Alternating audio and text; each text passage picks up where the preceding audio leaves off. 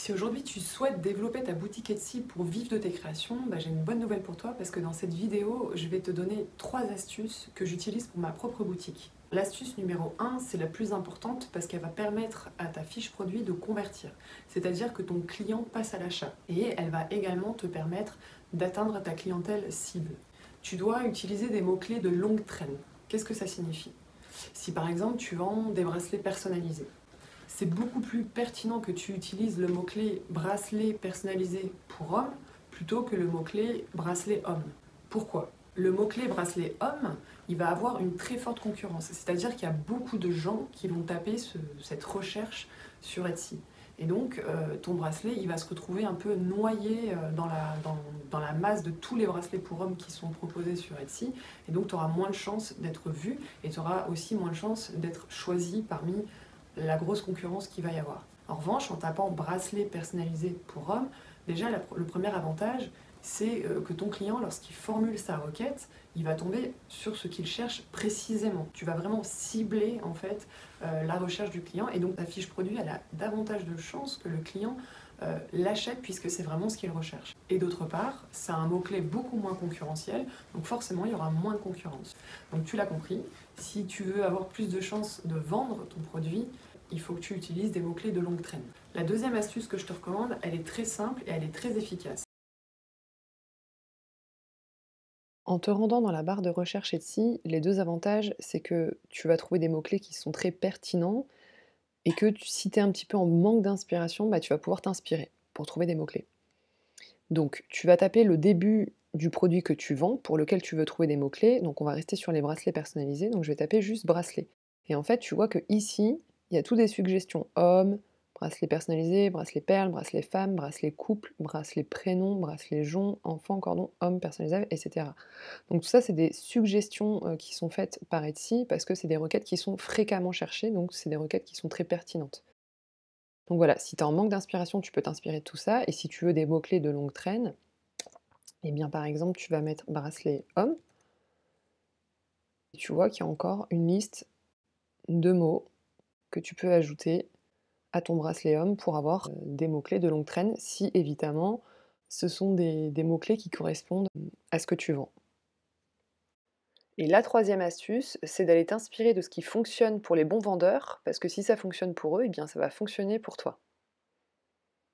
Donc toujours dans la barre de recherche Etsy, tu vas taper le produit que tu vends et pour lequel, tu souhaites rechercher des mots-clés. Donc ici, on va chercher des colliers en cuir pour hommes. Ce qui va sortir, c'est forcément les colliers qui sont les mieux référencés sur Etsy. Alors donc du coup, ce qui m'intéresse, c'est d'aller sur une fiche produit qui fonctionne bien.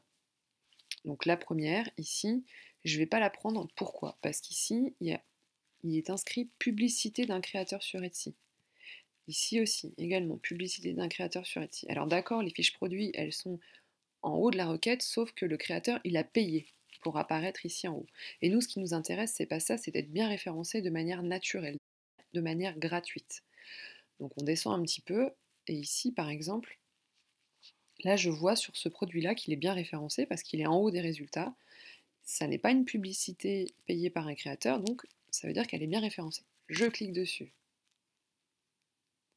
Et une fois que je suis sur la fiche produit, je vais descendre tout en bas, tout en bas, tout en bas, tout en bas de cette fiche produit. Et ici, je vais découvrir les tags qui ont été utilisés par ce créateur pour cette fiche produit. Donc tu peux t'en servir pour la tienne, parce que ça signifie que ce sont des tags, des mots-clés qui fonctionnent bien. La deuxième petite astuce que je te donne, c'est que ici, tu vas avoir une date. Mise en vente le 19 novembre. Là, ici, à l'heure où je tourne cette vidéo, on est le 20 novembre. Donc ça veut dire que cette fiche produit, elle a été vendue pour la dernière fois hier. Ça, en fait, cette date, c'est la date où c'est la dernière fois que la fiche produit s'est vendue. Donc c'est aussi un indicateur important qui signifie que cette fiche produit, elle fonctionne. Donc tu as tout intérêt à t'inspirer non seulement des tags, des mots-clés si tu es un petit peu en manque d'inspiration, et tu sais que ça va être des tags qui sont pertinents puisque la fiche produit elle est bien référencée, et tu peux également t'inspirer de la façon dont elle est construite puisque forcément c'est que c'est une fiche produit qui marche. Voilà, c'était les 3 astuces indispensables à connaître si tu veux bien maîtriser la recherche de mots-clés sur Etsy.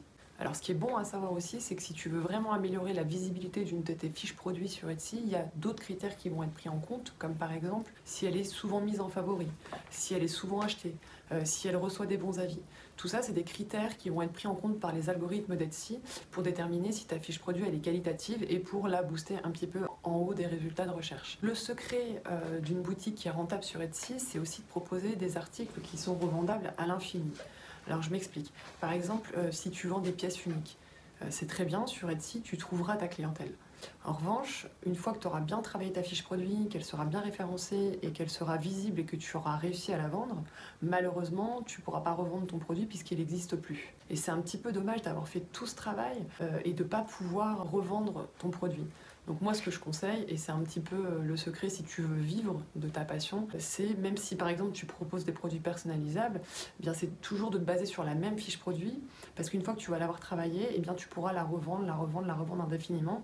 Et en fait, c'est un peu comme un bon vin qui va devenir bon avec le temps, puisque au plus tu vas recevoir des bons avis, au plus tu vas vendre, eh bien au plus ta fiche produit elle va acquérir une notoriété. Et c'est un petit peu avec le temps et tous les efforts que tu vas mettre dans le travail de ta fiche produit, de tes fiches produits, de ta boutique, que tu vas devenir rentable et que tu vas pouvoir vivre de ta passion. Si aujourd'hui tu veux aller un petit peu plus loin dans l'amélioration de ta boutique, si tu as déjà une boutique ou si tu ne l'as pas encore mais que tu veux la créer, ou tout simplement si tu veux te développer, n'hésite pas à t'abonner à ma chaîne parce que je vais te partager des petites astuces très régulièrement.